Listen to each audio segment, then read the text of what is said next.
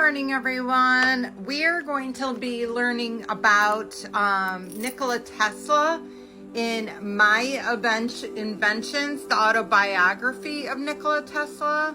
And we are still on part 3, My Later Endeavors, the discovery of rotating magnetic fields. It says, during all those years, my parents never wavered in their resolve to make me embrace the clergy.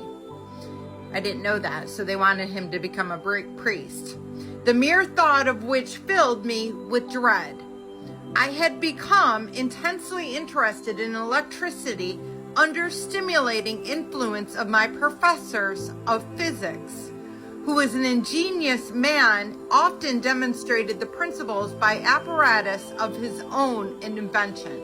And that right there, I'm somebody who not only forensically interviewed children for 5 years for my county, the police, but I also worked in the preschools and schools, and I hear a lot of parents negating what the children actually want to do in life because they have an idea of what they want their child to do.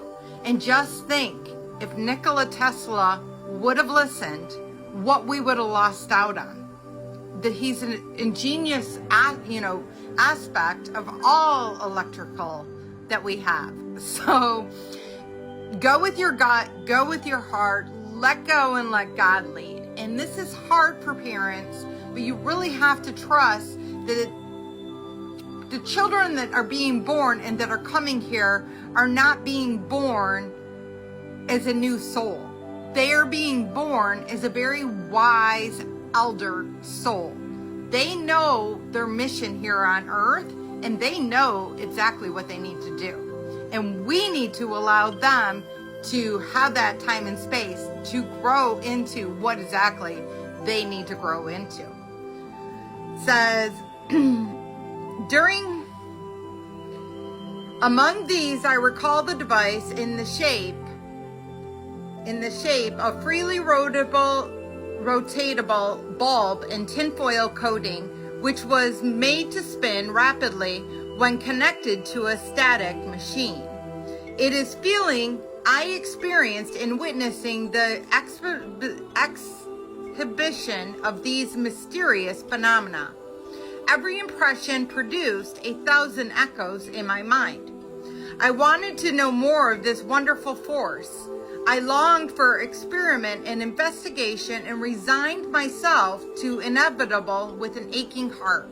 You have to remember, Nikola Tesla was deeply going into meditation. He had very wise souls that were guiding him and putting these images in his mind.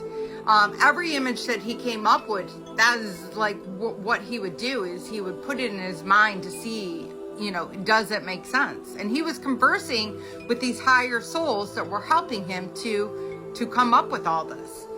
Just as I was making ready for the long journey home, I received word that my father wished me to go on a shooting expedition.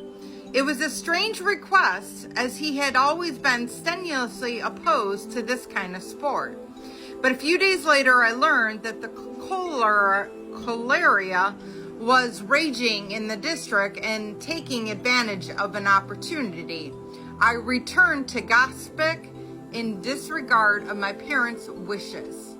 It is incredible how absolutely ignorant people were to the cause of the scourge, which visited the country in intervals of 15 to 20 years. They thought that the deadly agents were transmuted through the air and filled with pungent odors and smoke. In the meantime, they drank the infected water and died in heaps. I contracted the awful disease on the very day of my arrival, and although surviving the crisis, I was confined to bed for 9 months with scarcely any ability to move. My energy was completely exhausted, and for the second time I found myself at death's door. I didn't know that.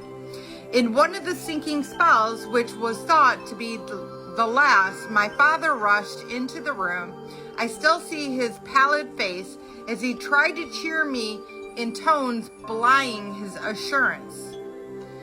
Perhaps, I said, I may get well if you let me study engineering. You will go to the best technical institution in the world. He solemnly replied, I knew what he meant. A heavy weight was lifted from my mind, but the relief would have come late, and it would not have been for marvelous cures brought through a bitter decoction of a particular bean. I came to life like any other Lazarus, to the utter amazement for everybody. My father insisted that I spend a year in healthful physical outdoor exercises, to which I reluctantly consented. For the most of his term, I roamed in the mountains loading with hunter outfits and bundles of books, and this contact with nature made me even stronger in body as well as my mind. Absolutely, guys. Nature heals all. I thought and planned and conceived many ideas, almost a rule of delusive. The vision was clear. Enough about the knowledge of principles was very limited. In one of my inventions, I proposed to convey letters, packages across the seas through submarine tube in a spherical container of sufficient strength to resist the hydraulic pressure. The pumping plant intended to force the water through the tube was accurately only one trifling detail of no consequence was lightly dismissed. I assumed an arbitrary velocity of the water, and what is more, took pleasure in making it high, thus arriving at this stupendous performance supported by faultless calculations. Subsequent reflection, however, on the resist of pipes to fluid flow determined me to make this invention public in property. So I'm going to leave it at that. That's a lot to digest, but essentially he's just telling you that, you know, how his process of becoming that, and how his dad finally agreed to allow him to follow his dreams and follow his heart, which is what we should all be allowing our children to do. So I love you all. Have a blessed day. That's just my opinion. Have a blessed day. Namaste. And even if they go through downspouts, understand they have the ability to come back up. And I'm living proof of that. Namaste.